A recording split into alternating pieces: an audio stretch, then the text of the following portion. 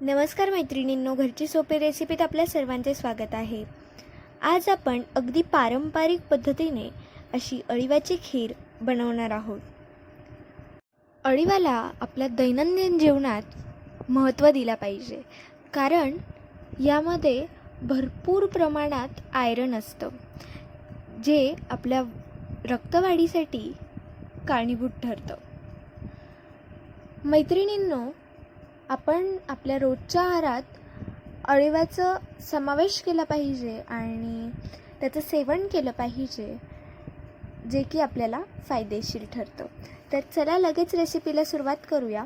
या ठिकाणी मी 1 चमचा साजूक तूप घालून घेतलेलं आहे आणि ते छान गरम झालं की त्यामध्ये या ठिकाणी साधारणतः 2 मोठे चमचे अळीव घालून घेतलेले आहेत।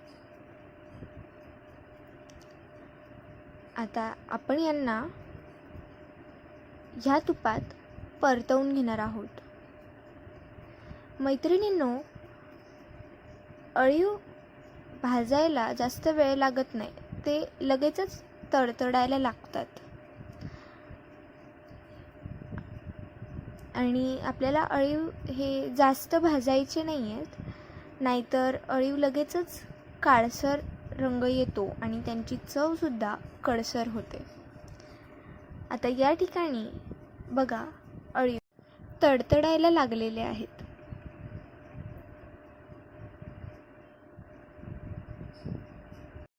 आता आपले अळीव परतवून झालेले आहेत।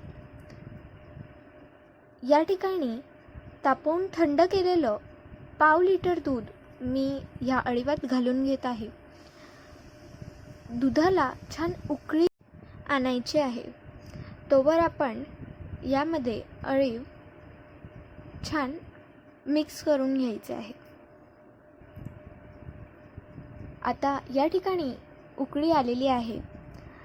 गॅस बंद करून या ठिकाणी अर्धा तास मी अळीवांना दुधात राहू दिलेला आहे।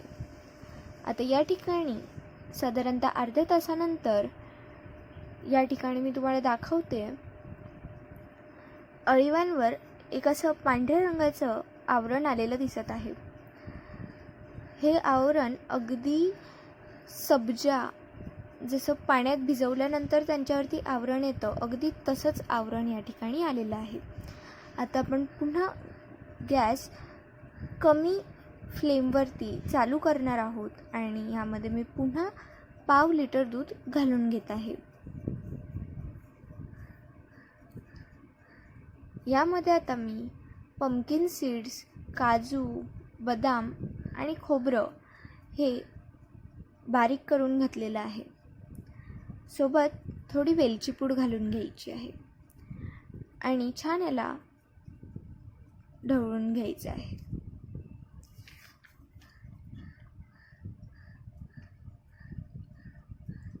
या ठिकाणी मी साखर न घालता खडी साखर घातलेली आहे।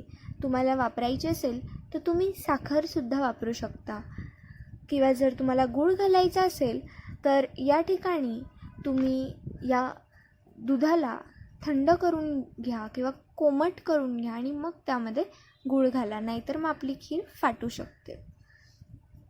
आता आपण याला छान उकळ येऊ देणार आहोत आणि मस्त याला सर्व करून आपण या खिरीचा आस्वाद घेऊ शकतो।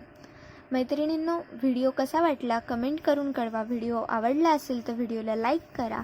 चॅनलला सबस्क्राईब केलं नसेल तर सबस्क्राईब करून बेल आयकन प्रेस करा, जेणेकरून नवीन येणाऱ्या रेसिपींचे व्हिडिओची नोटिफिकेशन तुमच्यापर्यंत नक्की पोहोचेल। आणि तसेच हा व्हिडिओ जास्तीत जास्त जणांपर्यंत शेअर करा। धन्यवाद।